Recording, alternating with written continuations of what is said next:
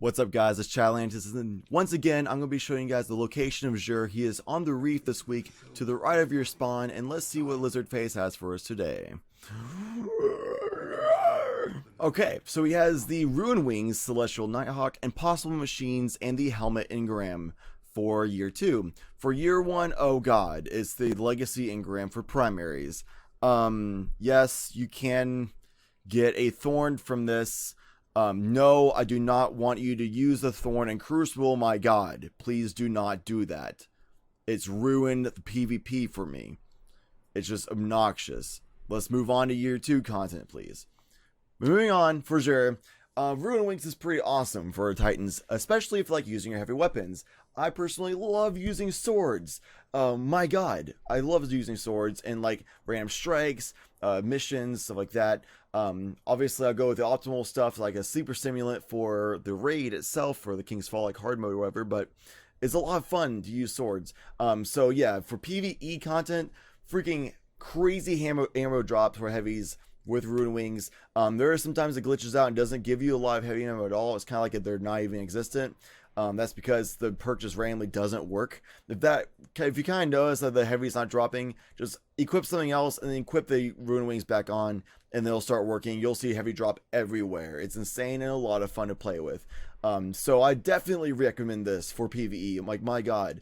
But for PvP, not very useful. You get like one round of heavy in trials, and even then, I personally don't like people like having heavy at all, so I just rush them anyway. But whatever. So yeah, heavy doesn't really drop that often, so it's not really that big a deal. And you don't find heavy dropping from enemies or anything like that either in regular PvP, so not a big deal PvP wise. PvE, amazing. Celestial Nighthawk, kind of the same deal. Really not useful in PvP at all because Golden Gun one-shots everything anyway. You only get one shot suddenly. However, for PvE content, this is amazingly fun for Golden Gun users, especially because of the fact that it has insane single target damage, really fast, instant, and one shot. The amount of damage of 6 Golden Gun shots. And then, like, it's also pretty cool cosmetically because when you aim down your sights, your lights glow for the Celestial Nighthawk. So it's awesome cosmetically. Awesome for single target damage as a Golden Gun user, so overall great for PvE, just like the Ruin Wings. However, for PvP, not so great. Impossible Machines, this is that kind of the opposite of the other two exotic gear pieces.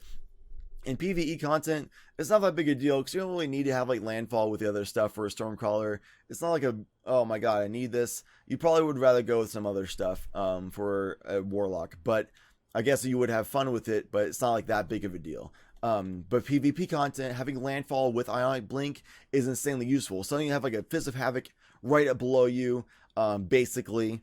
And then suddenly you can also have the blinking ability while stormcrawling is really useful, super fun. I would say is a must-have for PvP Stormcrawlers, right next to Light Beyond Nemesis, which is a kind of a staple for fast revives and like trials format or something like that. But in PvE content, yes, it's a lot of fun to have for like landfall, and then you can blink around as well, or landfall with, I think it's called, I think the other one of the tree is for chaining to more enemies or something like that. So sure, that's awesome. So if you want to use that, you're gonna have a lot of fun with it in PvE content. But where it really shines is PvP, in my opinion. Exotic helmet engrams, not much to really cover here. Just go grab exotic engrams for your helmets, for whatever helmets you don't have yet. If you want to buy a Celestial Nighthawk and you have the extra strange coins to also be able to buy exotic helmet engrams, go ahead and buy the engram first before buying Nighthawk, because you might get the Nighthawk from the engram. There you go, you save some strange coins.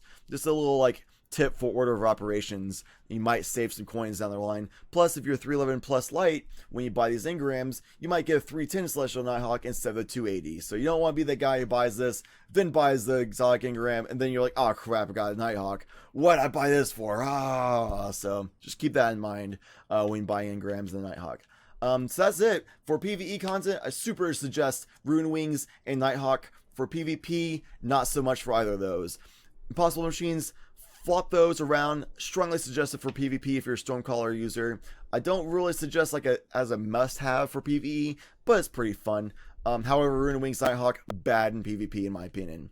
That's it for this week. Hope you enjoyed the review and recommendations for these exotic engrams. And as always, citizens, thanks for watching.